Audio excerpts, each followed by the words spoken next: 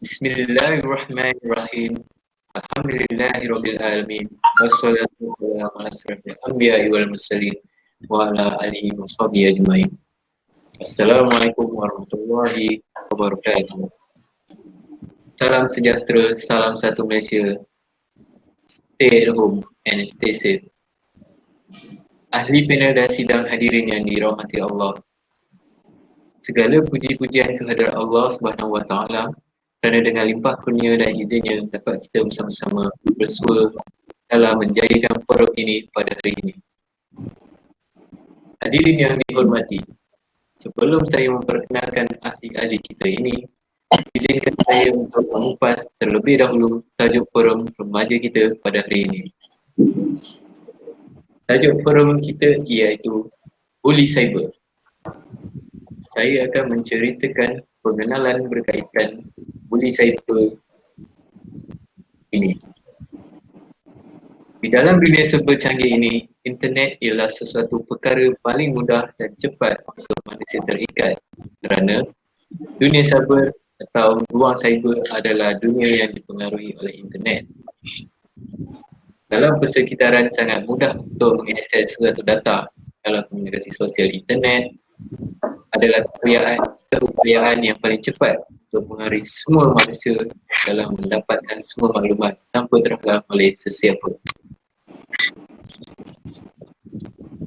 Ruang cyber kebanyakannya menggunakan media digital, contohnya seperti interaksi ruang cyber.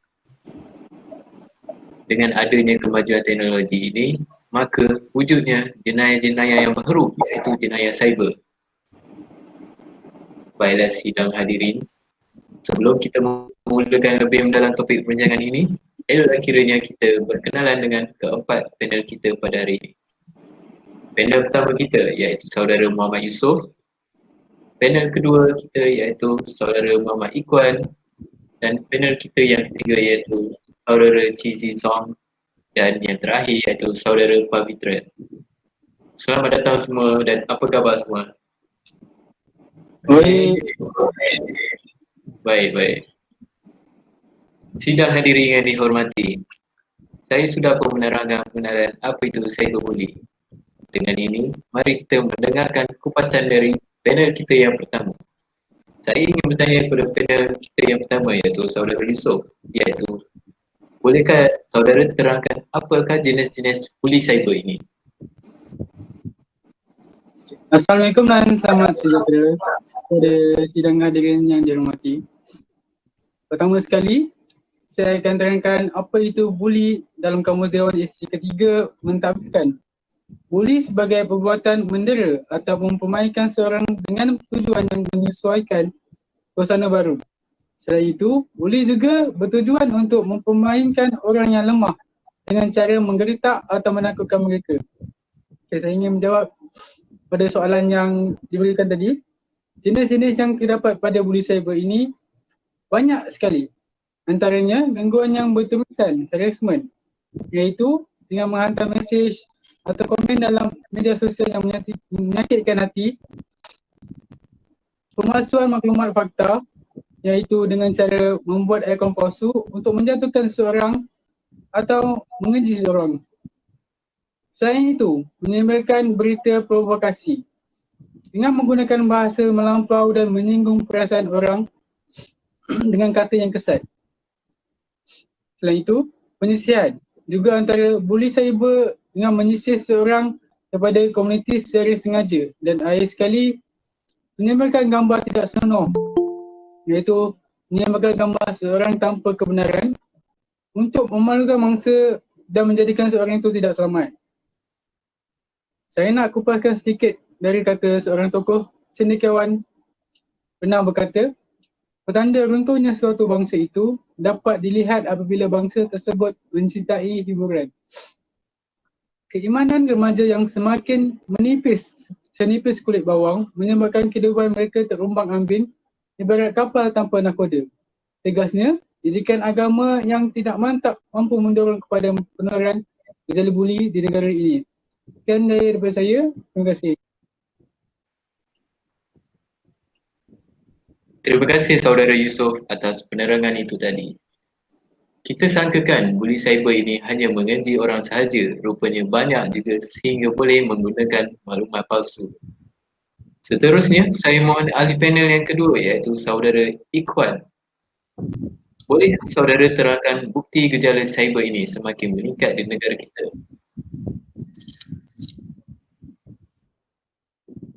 Terima kasih saudara Fakrul, moderator kita pada hari ini. Assalamualaikum dan salam sejahtera kepada semua. Sidang hadirin yang dihormati sekalian, untuk membuktikan bahawasanya kes buli cyber ini semakin meningkat dan besar dalam negara kita, saya akan membacakan beberapa statistik yang saya dapati pada tahun-tahun sebelum ini.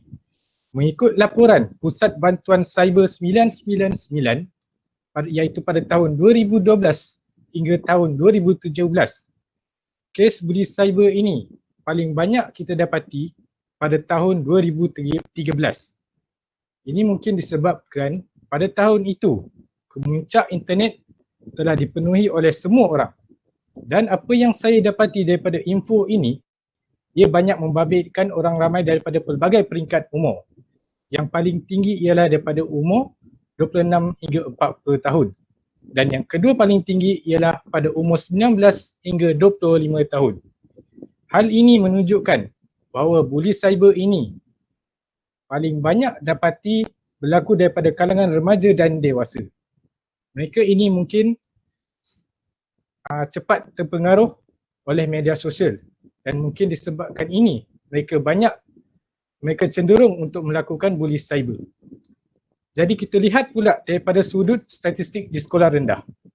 Kes yang paling tinggi berlaku iaitu sebanyak 7.77%, iaitu mengeluarkan seseorang daripada kumpulan talian secara sengaja. Contohnya aplikasi WhatsApp. Disebabkan kejadian ini, pergaduhan boleh berlaku. Dan disebabkan kejadian ini, seseorang itu boleh dipulaukan. Seterusnya, kes kedua yang paling tinggi ialah dengan sebanyak 6.73%, iaitu dengan sengajanya mempersenda atau mengejek orang lain. Hal ini sering terjadi dalam kalangan pelajar, iaitu dalam satu kumpulan, iaitu kumpulan ini mempersendakan orang itu secara beramai-ramai di dalam kumpulan mesej. Hal ini juga boleh kita dapat ketahui terjadi dalam kalangan pelajar sekolah menengah juga. Di sekolah menengah pula, paling kita dapati paling banyak yang sering ingin menyamar sebagai orang lain dalam talian. Dengan adanya statistik ini, diharapkan kita dapat mencegahnya dengan lebih cepat. Sekian daripada saya serahkan kembali kepada moderator kita iaitu saudara Fakrul. Terima kasih. Okey, terima kasih saudara Ikhwan. Fakta yang menarik, saya pun yakin bahawa remaja sekarang ini sudah pandai menggunakan telefon pintar. Semestinya mereka lebih mudah cenderung dalam melakukan perkara seperti ini.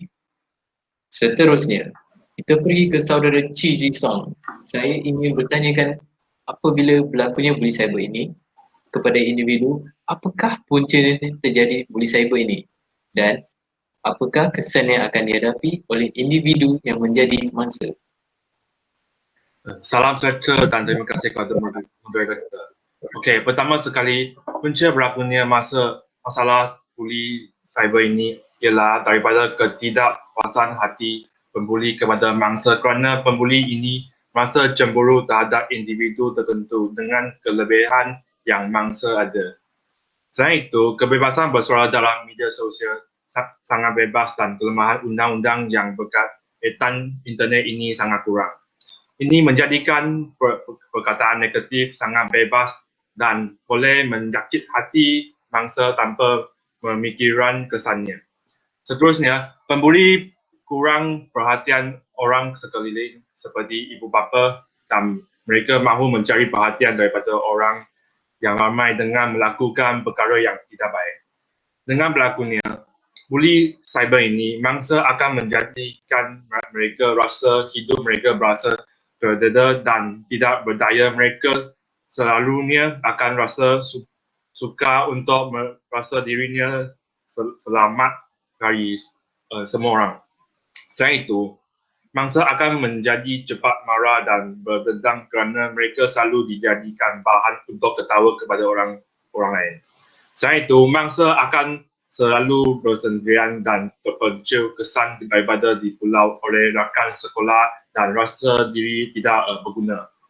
Paling bahaya ialah mangsa cenderung untuk bunuh diri. Ini ialah risiko paling tinggi dan banyak berlaku. Sekian dari saya. Saya serah kepada moderator. Terima kasih. Baiklah, terima kasih saudara Chin Zi Song. Banyak juga info yang kita dapat daripada ahli panel kita ini. Apa yang kami harap sedikit sebanyak dapat membuka mata kepada masyarakat di luar sana.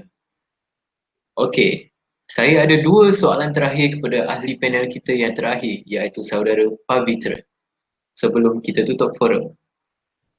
Soalan pertama, apakah cara bagi menangani kes buli cyber ini dan anda sebagai rakyat yang prihatin dalam berkaitan isu semasa buli cyber ini, boleh anda terangkan kepada semua apa yang sudah negara kita lakukan untuk mengelakkan kes ini menjadi lebih besar? Salam sejahtera dan terima kasih kepada moderator. Antara cara menangani buli cyber ialah yang pertama, elakkan dari memberi informasi dari dalam media sosial secara kerap. Selain itu, orang ramai harus mengambil tahu perkara ini memberi kesan yang sangat serius kepada mangsa dan mangsa harus elakkan dari membalas komen daripada pembuli ataupun buat sekatan akaun mereka. Akhir sekali, ibu bapa harus pantau anak mereka supaya mereka tidak memulakan sesuatu yang buruk terhadap orang lain. Sebelum saya beritahu apa yang sudah negara kita lakukan bagi menangani isu ini menjadi lebih besar, saya nak kongsi sesuatu fakta, iaitu Malaysia merupakan tempat kedua terbanyak yang telah dilaporkan kes buli cyber dan juga tempat ke-6 dalam dunia. Ini sangat serius ya semua. Jadi negara kita mengambil inisiatif menggunakan barisan artis bagi memerangi gejala buli cyber ini. Contoh seperti Niloufar serta barisan artis terkenal yang lain berkabung bagi menjayakan kempen anti-buli cyber sekaligus menjalankan tanggungjawab sosial kepada masyarakat dan mengharapkan bahawa semua rakyat Malaysia sedar bahawa gejala buli cyber ini sangat serius dalam masyarakat kita. Dengan ini, kerajaan Malaysia berharap kes ini dapat dikurangkan. Sekian, terima kasih. Okey, baik. Terima kasih saudara Pavitra. Maka demikian perbincangan daripada semua ahli panel kita tentang gejala buli cyber dalam negara kita. Menuding jari menyalahkan satu-satu pihak memanglah mudah, tetapi menyelesaikan gejala ini bukanlah semudah kita berbicara. Oleh itu, banyak langkah yang dapat diimplementasikan agar pelajar dapat belajar dalam suasana yang kondusif dan harmoni. Kita tidak seharusnya mengharapkan usaha pihak berautoriti sahaja, tetapi perlu berganding bahu ibarat ke bukit sambil didaki, kelura sambil dituruni. InsyaAllah kita akan dapat membendung gejala ini secepat dengan mungkin. Dalam ajaran Islam juga benar-benar menjaga dan memelihara karamah insaniah dan semua perbuatan manusia sama ada baik atau jahat akan dikira oleh Allah SWT di akhirat bertujuan memberi keadilan kepada semua manusia. Saya mengucapkan kepada semua ahli panel terima kasih atas info yang diberi. Oleh itu, saya mohon mengakhiri bicara ini. Mohon mengundur diri jika ada terkasar bahasa dan salah silap, mohon dimaafkan. Sekian, wabillahi taufiq wal hidayah. Wassalamualaikum warahmatullahi wabarakatuh dan salam sejahtera. Terima kasih.